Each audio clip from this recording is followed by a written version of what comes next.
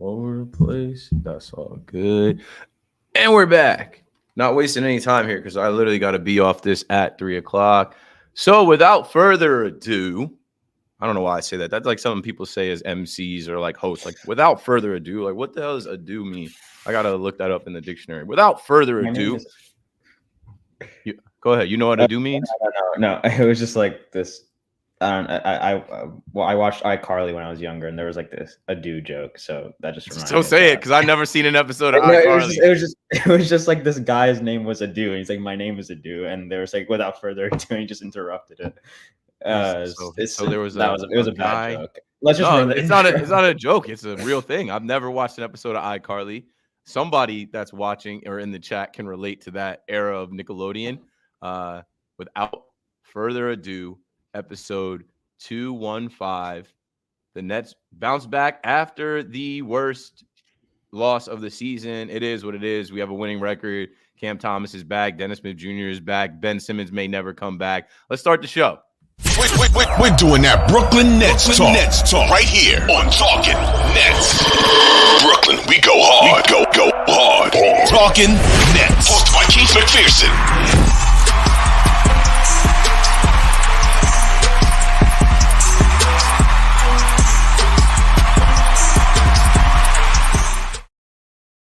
Yes, sir. Welcome back to Talkin Nets, episode 215. 215, that's Philly. 215. I don't rep Philly, but that's their area code. 215. I think it's actually 216. I think Is it last two? episode was 215. Yeah. Oh, bro, that shows you how cooked I am. It's not even a good way to come in. We're on episode 216. I thought this was 215. I'll fix it. I can fix it. There we go. Yeah, I can edit it too, man. How many episodes of Talking Nets have there been? 216. I've been on every one of them. Monday is always tough coming off the weekend. Honestly, bro, I'm not gonna hold you. Having a kid has changed my entire life. Like nothing else is important. I get wrapped up in like taking care of my son, and it's a full-time job and a full-time thing. And yeah, so this is 216. Nets bounce back after the worst L of the season. That lost Thursday night to the Hornets grinded my gears. It's just like you can't lose that game. And the Nets have been in so many close games down the stretch that you had confidence that they were going to find a way to win that game. And of course, they lost. They lost. Terry Rozier, and we'll get into it. So today it is today is not tonight yet. It's afternoon. Getting close to 2:30 on this Monday, December 4th. Sean Carter was born December 4th. Jay-Z's birthday. As I say that, Young Black is on it. Happy Jay-Z Day, everyone. Sean Carter was born December 4th. Jared Williams says iCarly was a classic. I'm a grown-ass man, dog. I ain't never watched no iCarly. That's you guys, you young boys, that's your era. Did you ever watch Nickelodeon growing up? Or like what was like your channel? Of course I did. But when I was watching Nickelodeon, I'm older. I was watching Alex Mack. I was watching all that. I was watching My Brother and Me, right? Like I know some of my old heads listening, like, yeah, tell them, yo, Keenan and Kel. They came out with a new Good Burger. I was watching Pete and Pete. Like I was watching stuff on Nickelodeon that kids now are like, I never heard of that.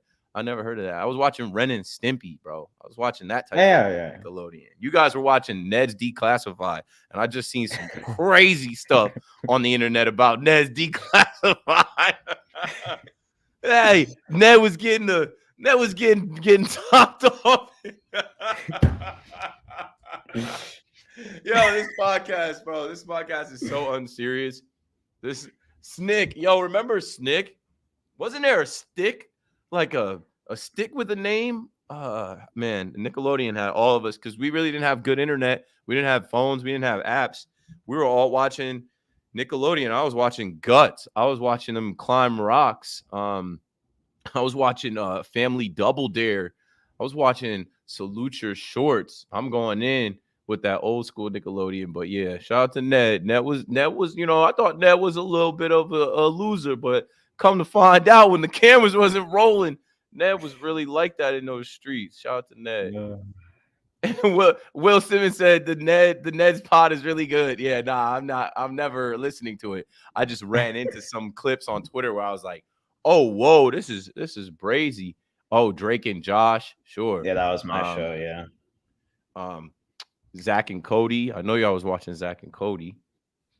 All right. Anyway, we're supposed to talk Nets on this podcast, but I think this podcast is starting to become just like Nets fan, chill, hang out, talk about the Nets, but talk about everything else. I appreciate our community. Jared, Will, I already shouted out Young Black. What up, Perk 30?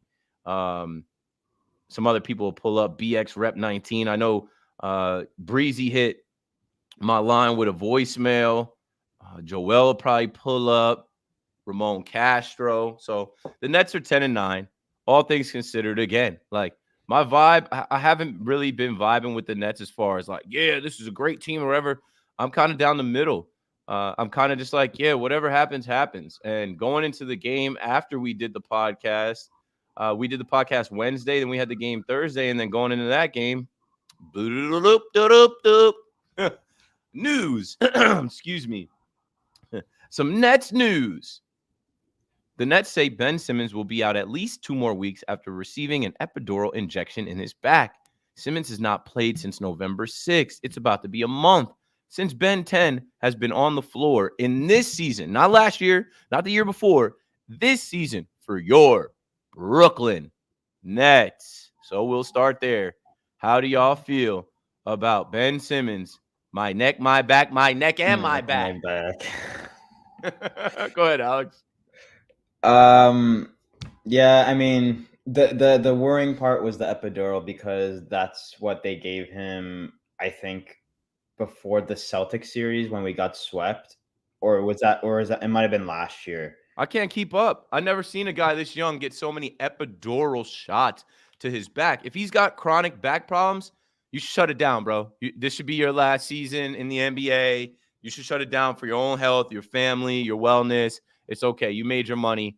What did I tell you guys? And I'll go back to Alex. Sorry to cut you off. No, go ahead. When we were talking about Ben Simmons, he was on the cover of like GQ Australia. We all saw the videos and the pictures. Oh, Ben Simmons coming back. What did I tell you? Whatever we get from Ben Simmons is a bonus, right? When you get a little bonus bet on FanDuel, you'll make a little 9-10 leg parlay. You don't care. You just throw that bonus away. Like, cool, that little bonus $10 was cool, but it was nothing I was really banking on. You can't bank on a Ben Simmons. I never was banking on Ben Simmons to be a part of this team. What hurts is that I know his teammates were. I could hear from the way that Mikal Bridges, Cam Johnson, some of these other guys talked about Ben Simmons and his role on this team this year, even Jacques Vaughn. I think they do really believe in Ben. I think they do really believe he wants to be a part of this team. So maybe he is hurt, and I will give him some benefit of the doubt there that maybe he really is hurt. But, like, it's not even benefit of the doubt at this point. If you're that hurt, shut it down. If you're that hurt, like just end it, because I hate playing this game of, like, oh, you're a Nets fan? When's Ben Simmons coming back? Or, oh, what do you think about Ben Simmons? I never thought nothing about bro. I never thought bro should be on the team. After all is said and done, for the Nets to end up with Ben Simmons and, be going through this saga for now 3 years, I'm good on it. Unsubscribe me. Unsubscribe me from all Ben Simmons alerts, because even healthy, what Ben Simmons did you see on the floor that you're so hungry to get this guy back? You're so thirsty to have this guy back. Of course he can help. Of course he can help. He's a former whatever, blah, blah, blah, blah, blah. But the fact of the matter is this guy has been hurt so much, has missed so much time. And we're coming out of an era with KD and Kyrie. And what did they do? They missed time. All of these superstar guys missed time. Give me the Mikal Bridges, Iron Man. This team is running behind number one, calling him. We saw what he could do for real this weekend. Like, give me more Mikal Bridges, Iron Man types that don't miss games, that are available and go out there and play. And I think he's leading the way, and there are other guys following in, his not footsteps, but following the trail that he's blazing, that are going out there trying to be available, trying to compete. I got no time for the Gucci, Louis, Fendi, Prada model on the sideline. And that's just me, folks. I'm in this as a fan. I'm in this to watch the team. I'm in this to root for the Nets. And, like, he's not really a part of that. That's just what I got to say on it. Anything that we could get out of Ben Simmons was always a bonus. And I think that might already be done. If he comes back, so what? You have to move forward as if he's not going to actually be able to play. Yeah, I mean, it's frustrating because I actually thought those first few games when he was playing, he actually wasn't terrible. wasn't terrible. Like, if that's what we're saying about this guy that is waiting in the wings and we're waiting to return, he wasn't terrible. But I mean, like, he was getting open shots for his teammates. He was arguably our best rebounder. Obviously still playing great defense. It was just the frustrating part was that he was never aggressive, wasn't shooting, and he wasn't playing the full allergic to the rim. Yeah. I mean, that was like what I saw from him is what I expected of him going into the season. And I was fine with that. It was just my dad was doing a fantasy NBA draft, and it's the one with like categories. And my dad's like, I kind of need a guy that gets like assists and rebounds. And he's like, oh, I should go for Ben Simmons. Like, enjoy half a season. I mean, like, you're gonna you'll be happy with like a little bit of stat padding everywhere, like a little bit of everything. Sure. Let's put this out there. Half a season. Yeah. If Ben Simmons plays half the season, I owe everybody in the chat $1. You know how you guys send money to us when you're watching your super chats? If Ben Simmons actually plays 41 games for the Brooklyn Nets this year, I'll Venmo everybody $1, or I'll see you and I'll hand you the $1 cash. That's out there. Like, it's just, I wouldn't bank on it. I wouldn't put a single dollar on it. He wasn't supposed to be here. They got finessed into that, which, whatever. All in all, Ben Simmons, James Harden, we don't have to go into a whole discussion about Harden and what he's doing and where he is. But Ben Simmons, for me, I'm done. Unsubscribe me. If he comes back, whatever, bro. It's just like, I can't be worried about people that are unavailable. Availability is your best ability. Availability is your best ability in sports. I'm done. That's the era we just came out of with the superstar names that barely play. The NBA is trying to fight against the load managing, which I don't think this is load managing. I just think this is a guy that he's not the player he once. No, he's not the player he once was. He does have some issues, but like, it's so vague as far as like, well, what's the deal? Like, is it enough where he could champ it out? Are you hurt or are you injured? And I don't think his motivation is to play. You rarely ever see this guy wearing Brooklyn Nets gear on the sideline. Like, there are memes of Kevin Durant that went viral with the look where he had the hoodie on, Brooklyn Nets. When you see Ben Simmons on the sideline, he has to wear designer from head to toe, because in his subconscious mind, it's, okay, everybody can see me. I'm going to show how much money I have. I'm going to show how fresh I am. Are you a model or are you a hooper? Go do the modeling. Your back, you don't have to worry about your back if you're doing the modeling. Over here, we want hoopers. We want a team full of dogs. We want a team full of guys that are trying to play. But yeah, that's all the time I've got for Ben Simmons. Alex, go ahead, say what you got to say. Yeah, I'll just finish it with it was a bit naive of Jacques Vaughn to go with an offensive system that was built around him, kind of fast paced and getting players open. So he needs to figure it out quick to try and go for a plan B. And we'll talk about the Hornets game, because that absolutely did my head in with how bad we were. And last thing on Ben Simmons, I don't blame him for his injuries. Back injuries are very, very serious, and I don't want to speculate on like the pain that he's going through, because I just don't think he's faking it. Like, I don't think he's sitting out because I'll just get my money and I'll just sit out and I don't care about if I play basketball or not. So I just think that we should take it day by day. It all comes down of how he looks if he comes back. And if he does come back and he looks like what he was looking at the beginning of the season, we just have to hope that he finishes the season strong, because next season, I agree with Keith, where I just can't really deal with it anymore. Next season, I don't know how many draft picks we'd have to add in to a potential trade. But he has to just finish the season strong, because right now we can't send him on a trade before a trade deadline when he has zero to no value. So we just have to wait it out. And I said this also at the end of last season. We can't trade him with 2 years left on his deal. At least next year he has an expiring deal. But we just don't know how much we'd have to give up for someone that wants to take that contract. We'll certainly get there. That's not a conversation for today. I mean, but yeah, I'm good, bro. Like, there's enough guys on this team that want to play. There's enough guys on this team that are outside of the rotation trying to play. Yeah, I heard what you said about Sean Marks, whatever. These guys, man, they get paid off of what they've done, and they get put in a position off of what they've done. Like in the past, like I got to go on what's right now. I got to go on like, what can you do for me this year? And this is over. I think, and Will just said it. He's a free agent after next season. Like, okay, move him.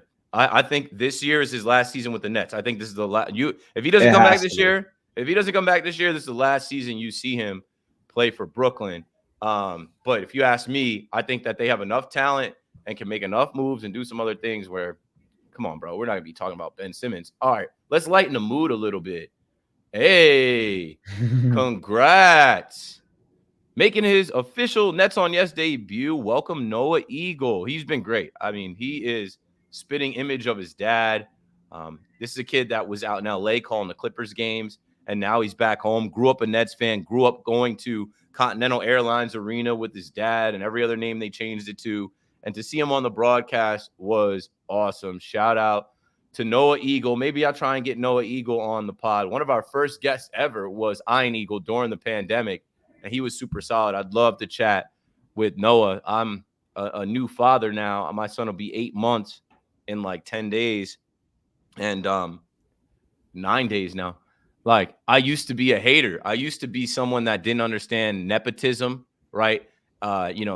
Parents putting their kids in the position. And, I used to be a hater where I'd see a Noah Eagle and be like, man, this guy sucks. He's only in that spot because of his dad. Well, one, he doesn't suck. He's good. He did some things outside of this market without his dad. And two, now that I'm a dad, I'm like, man, if my son wants to do anything like me, anything that I do, anything I can help him, I'm putting him right at the forefront. That's what you should do, pass things on to your kids. So congrats to the Eagle family, Birdman and Birdman Jr. It was good to see Noah Eagle on the call. Yeah, absolutely. He was literally like, if you'd close your eyes, you'd think it was still Iron Eagle calling the game. Like it's kind of crazy how much he sounds like him and looks like him. So we have the Eagle. Like we won't be too worried when Iron Eagle retires. Hopefully that he won't for a very long time because he's the GOAT. But he was great. He was great to listen to. I listened to a couple of his games when he was with the Clippers. And I'm like, he has to be back here because he grew up a Nets fan. They showed his like baby pictures and during that game, right? And he had a bunch of Nets gear on, and I was happy to see that. So, and I think I don't know which game it is, but I think one of our games this week, Vince Carter is going to be joining the broadcast group. Oh yeah, that's right. He's part of the crew now. He's sort of like taking that Richard Jefferson role. It'll be his first one, yeah. Yeah, so I'm excited to see that. He's the reason why I became a Nets fan. So I'm happy to see sort of that tight-knit group expanding. But yeah, it was good to see. It's the the Nets are the vibey, like good nice team now. So I'm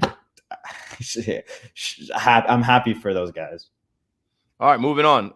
We'll actually talk about the games. Let's see. The worst loss of the Brooklyn Nets season, a 1-point loss at home to the measly Charlotte Hornets. I always make jokes about the Charlotte Hornets. They have Nets in their name. I feel like they're just always bad. They've got maybe some Nets DNA. Things just can't go right for them. They just can't get right. But they got right in New York on Thursday because they lost to the Knicks a couple days before that, stayed in the city and just waited. And they were ready for the Nets, and the Nets were not. Now, I know people are going to debate how the end of that game finished. I know people are going to be mad at Cam Johnson or whoever you want to be mad at, Jock Vaughn for not having Cam Thomas in his first game back. That's another thing. This was his first game back. Cam Thomas coming off an ankle injury, so I don't know what people really expected. Minutes-wise, I think I put something out on Twitter where I was like, yo, don't don't anticipate him playing that much on his first night back, getting back into the rotation. That's just not how it's going to go down. But all right, let's get your thoughts in the chat about the Hornets game, the worst loss of the season. It is. I remember thinking that, and then I heard Aaron Rodgers. Aaron Rodgers on my brain. I heard Evan Roberts say it too, that this was the worst loss of the Nets season. I think he was physically there. And I thought about going to this game. I think I said to y'all, and I said on Twitter, I'm like, this is the game you go to. They're giving out the City Edition court.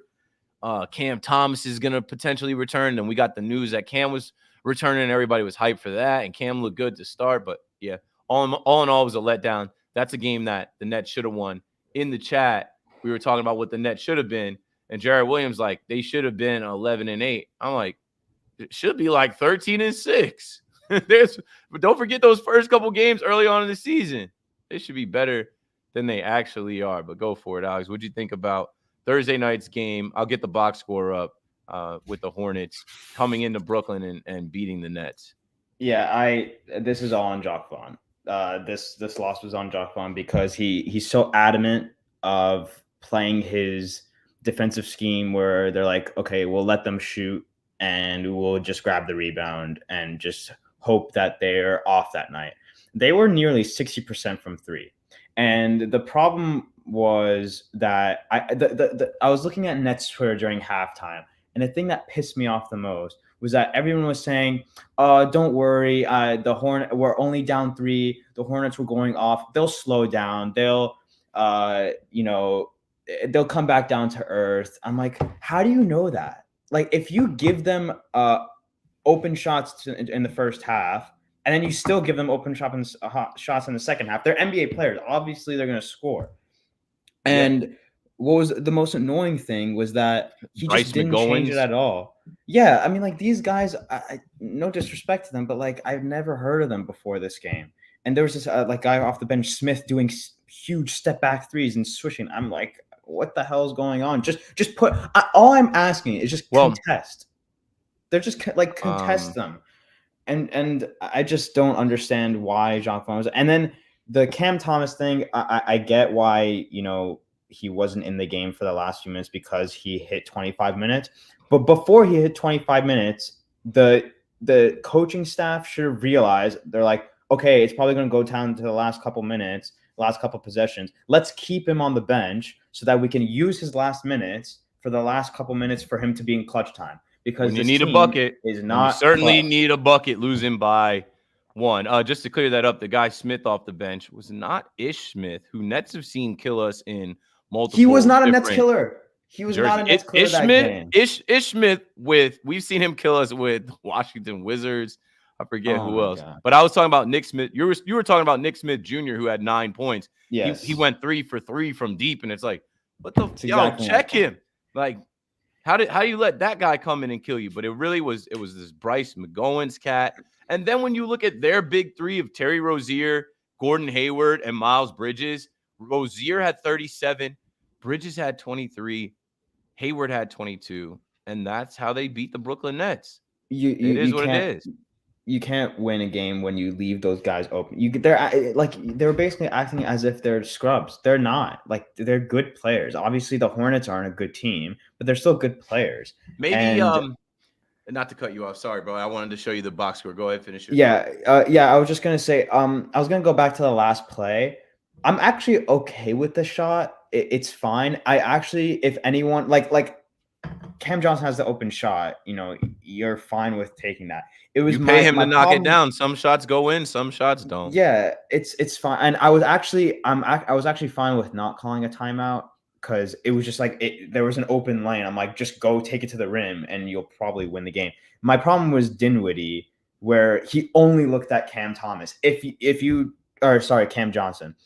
If you look at the clip again of the last play, Nick Claxton is wide open running to the rim. If Dinwiddie took 1 or 2 more dribbles towards the rim, easy lob, he would have dunked it, and that would have been game over. If he just kept dribbling 1 or 2 more times, he would have found Claxton, and Claxton would have easily ooped the alley. So Jared actually said it. They should have lobbed it to Claxton. It was frustrating. The officials are always trash in every sport. Young Black said there were so many calls that we never gotten and had one timeout left. Yeah, it's one of And those they didn't- games. Not having LaMelo Ball and Brandon Miller, like when we beat them earlier this year, the only player that showed up for them was Brandon Miller, and then he didn't play to that game, and then they still beat us because we just declined to guard them.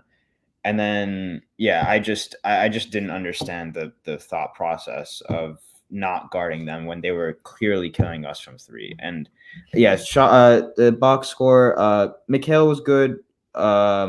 Claxton was good. Like offensively, we were fine. Like I think For Cam's first game back to lead all scorers on the Nets with 26 and only play 24 minutes.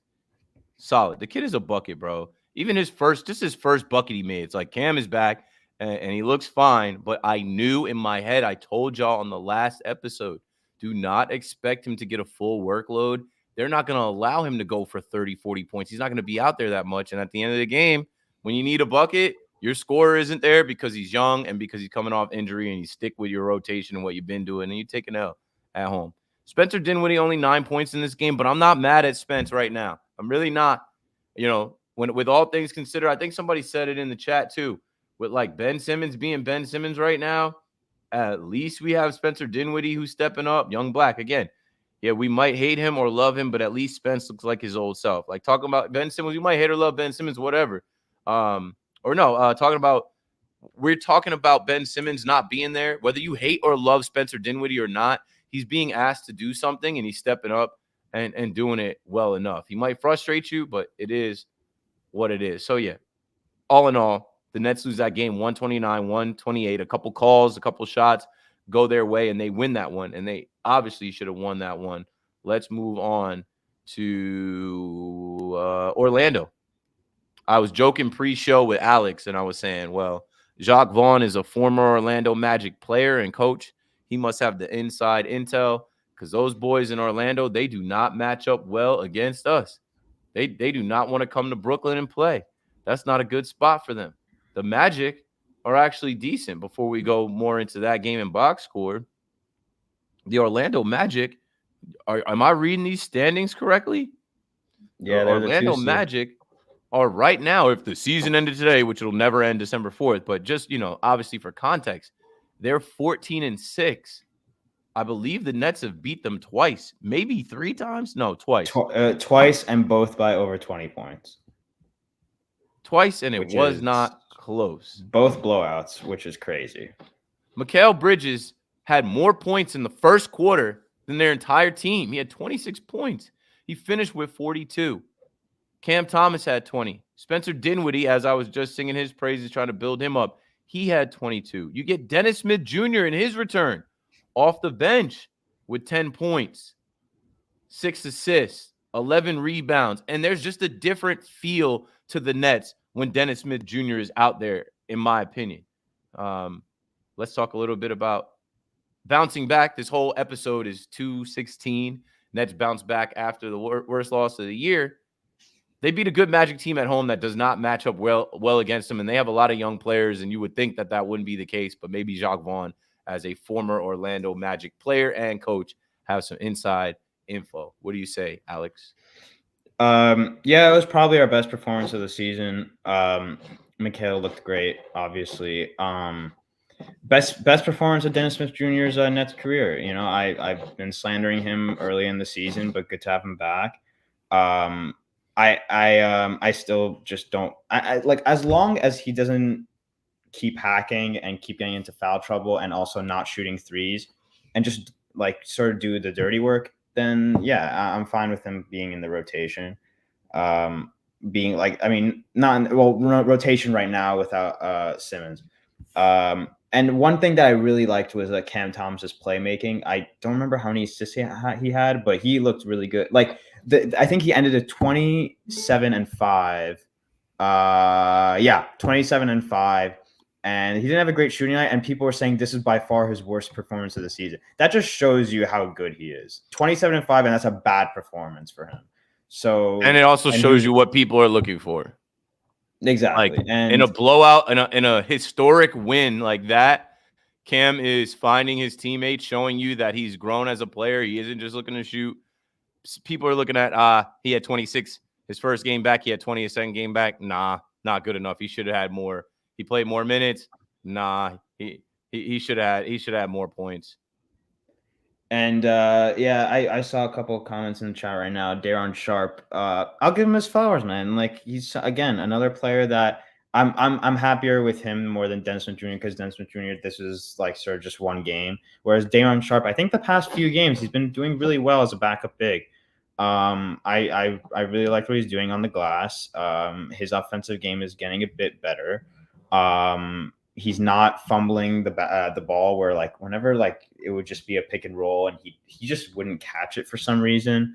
And it would just that would just be the only thing that frustrates me. The one thing that he's doing also well is he's kicking it out well. He's a good passer of the ball. So he's doing better. I think that it was just like I was actually a little nervous going into the game just because Dorian Finney-Smith didn't play and Lonnie Walker didn't play, and Lonnie Walker has been our best player off the bench. And Dorian Finney-Smith, I think, matched up perfectly well with Banchero, but we still stopped him. So it all came down to Mikal Bridges. Mikal Bridges, that was probably his best game of the season. You can make the argument that he had a better game against the Hawks, but that ended in a loss. You can make so this was the 6-game stretch I was talking about. It started with the Hawks game. These were all 6 winnable games, and we went 4-2. And I'm fine with 4-2, but considering those 2 losses could have turned into wins, we could have gone 6-0. So that was the only annoying part of that 6-game stretch.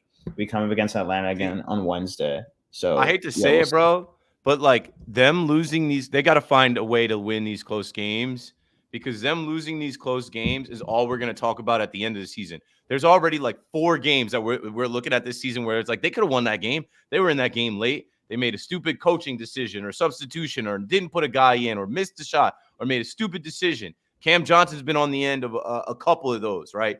Going back to Donovan Mitchell opening night, and then this past one with the Hornets. They have to find a way to win these close games, or we're going to get to the end of the season, and it's going to be the difference between them being a play-in team or out of the play-in, or a playoff team or out of the play-in. You know what I'm saying? They could be completely outside looking in, or they could be in this play-in tournament when they could have locked up a top seed. They got to close these games. They got to win these games, and that's why it's tough for me to get too hyped, too excited about them right now, because it's like they're still searching. They still have had a ton of injuries. They're dealing with the Ben Simmons stuff. Cam coming just back. Like, this is the month. It's December. People are going to start to care less about football. People are going to start tuning in more to basketball. And it's starting to take shape. The in-season tournament coming up, they just missed that. Whatever. By the time we get to Christmas and into the new year, the Nets need to have their identity, their roles, their positions locked in, and be able to close these close games against teams that they should beat. All right, if you want to dial right now, I mean, we're closing this in 9 minutes. I think we have 2, maybe 3 voicemails. People were calling the voicemail right as I was signing off. Let's see. La la la la la la la la. Can I play a voicemail now for you on Talkin Nets episode 216, not 215? Let's see if this will work. I'm terrible with numbers, by the way. I just like say numbers. I'm dyslexic when it comes to numbers. Like, I just don't. I know what I'm talking about, but I don't say them correctly. Like my son's room, the thermostat in there, we got to keep the temperature right for the baby. And I come out and I'm like, yeah, it's 76. And my wife's like, 76. I'm like, nah, it's 67. I don't know why I said 76. Just get the numbers backwards. It is what it is, folks. I don't know. Can't be good at everything. Hey, Keith. Hey, Talkin Nets. It's Corey here, long-time listener and I've called before.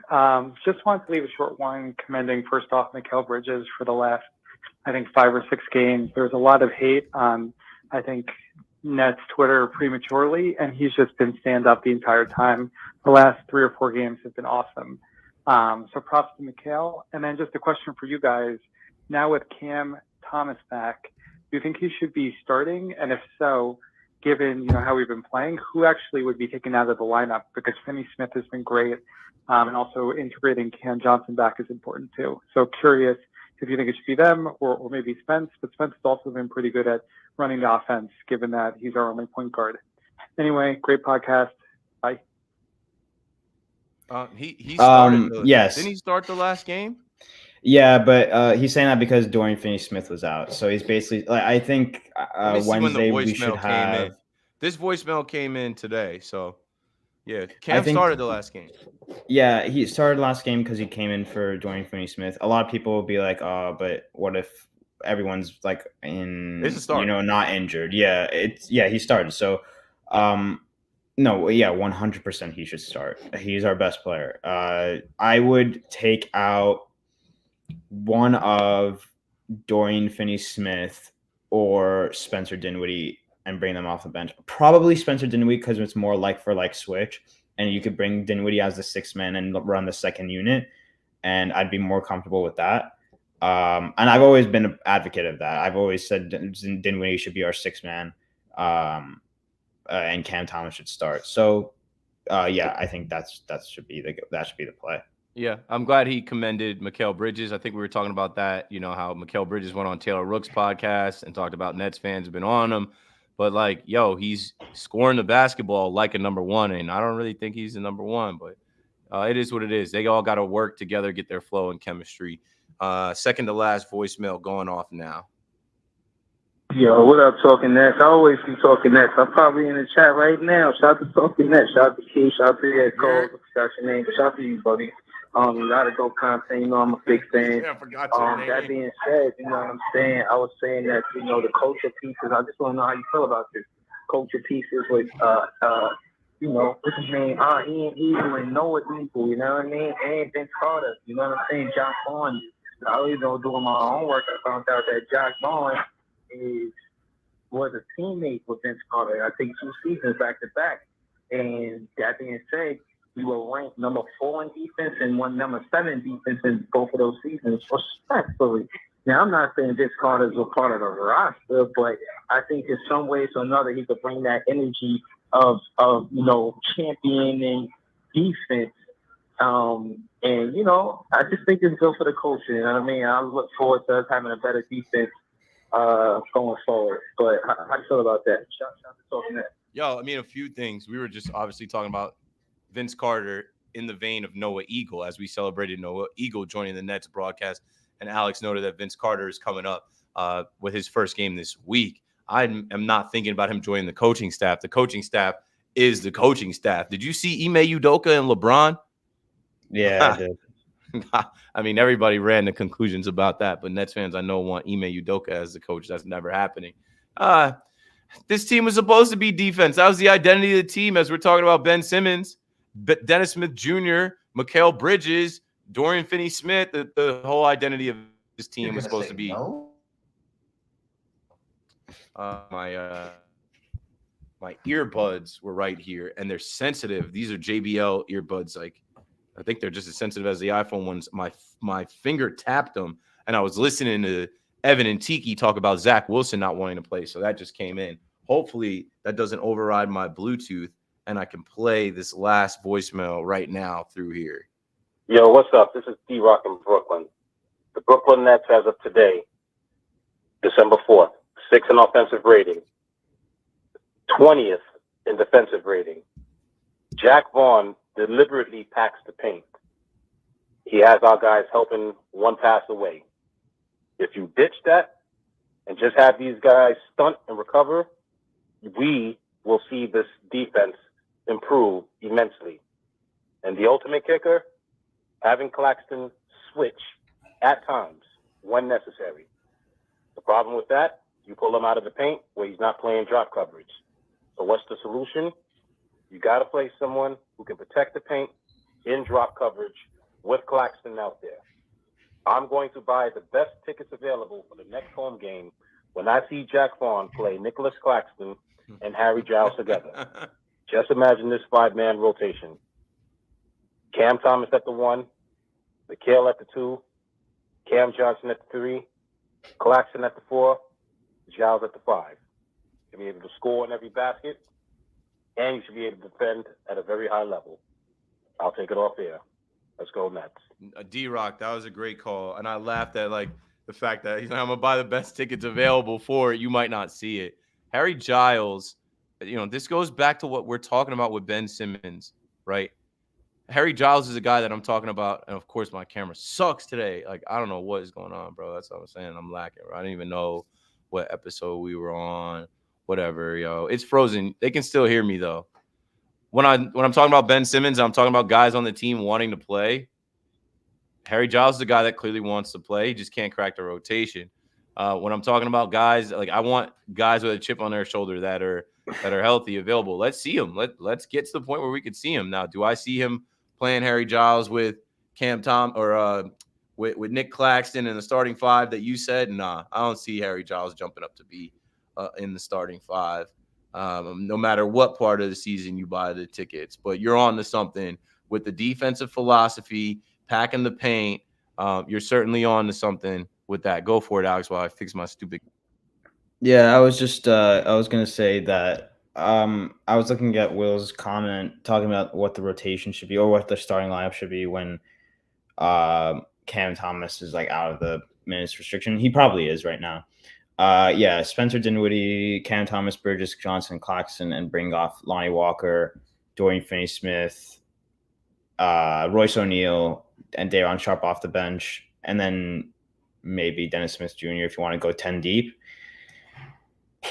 I'm fine with that. It's just that like it's kind of annoying how Giles, like, it's unfortunate because Giles, if we mush Giles and Daron Sharp together, it would be kind of the perfect backup five because fusion. Because Daron Sharp, like, even though he's been playing really well, the main problem, or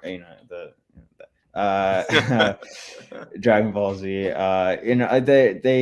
the problem with Daron Sharp is that he can't shoot. He can't. He's not a stretch five. He's a good rebounder, and he is improving in his game. I've been seeing that, and I can admit that. But the main problem that I was upset with Sean Marks not going for a backup five that can shoot, because Claxton can't really, even though he's been teasing like, oh, don't worry, I'm going to come back with a jumper, because he hit a mid-range. I forgot which game it was, but he hit a mid-range one game, and he's been showing out some handles too. I've always been an advocate of Nick Claxton. He's probably my favorite player on the team outside of Cam Thomas and Mikal Bridges. But yeah, I mean, yeah, it's just I don't know if John Fon will go with Harry Giles, but it's an idea. Either way, that's all we got from the voicemails. Last thing I wanted to put up there is just looking ahead. Right?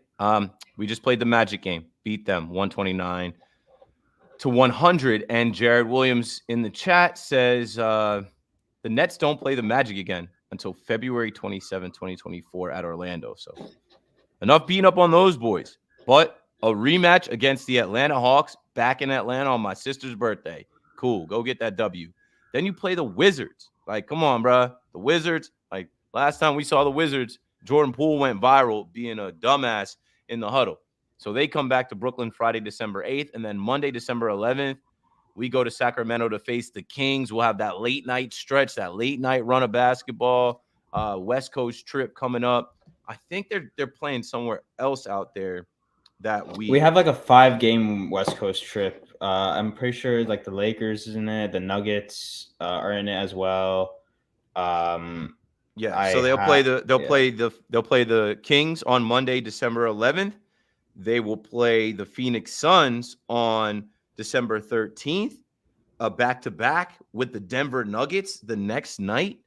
And then that Saturday, they'll play the Golden State Warriors December 16th. So that's going to be a hell of a week. That's going to be an interesting. And then the Jazz will round it off. So yeah, Kings, Suns, Nuggets, Warriors, Jazz. I'd be happy with 3 and 2. That Monday. I'd be happy with 3 and 2. I think 3 and 2 is fair. So they're going to spend over a week out west. They have a game on Monday, December 11th, and Monday, December 18th to start and finish that road trip. So that's gonna be interesting for us. We'll have to figure out some things with that. But yeah, that's all we got, man.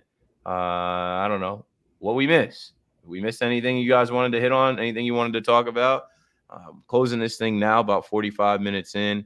Appreciate everybody that pulled up to the chat. I always say subscribe and like, and tell a friend to tell a friend. We're talking Nets.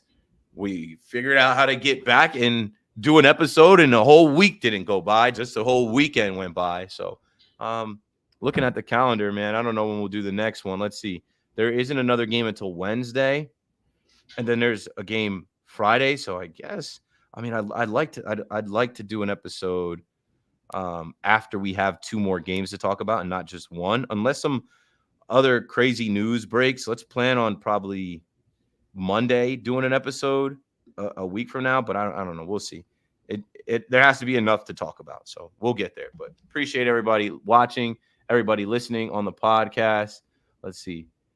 Miguel Gonzalez late. So I'm late, but I'll catch up. Let's go Nets. Yeah, the pod's ending, but you can easily go back on the YouTube app. And then I said Ramon will pull up. Ramon will probably see his name in the beginning. 3-2 is fair. Probably win versus the.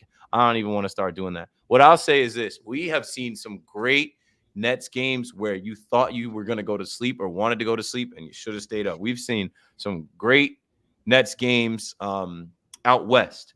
So I can't predict whether they're going 3-2. I can't predict what they're going to do out west, but it's going to be fun. Good for Mikal Bridges to get to go back home to Phoenix. Hopefully KD plays in that game. They're going to see the Warriors. They're going to see the Kings, the Nuggets, the champs, the Jazz. It's going to be an interesting run out west to see what your Brooklyn Nets can do. Anything else, Alex? No, I'm excited for the West Coast. The West Coast, those trips are always fun to watch. There's always like 1 or 2 memorable games. We had the Suns one when Harden had that comeback. We had the Kings one where we were down 25 with D'Lo. I think we had one last year. Oh yeah, we had one last year where Kyrie went off. I think it was against the Jazz, I want to say. So yeah, there's always that one. There's always one game that's going to be fun to watch. So I always like the West Coast trips. Cool. That's all we've got. Let's go Nets. Let's go Nets. Brooklyn. And then let me hit the little. All right.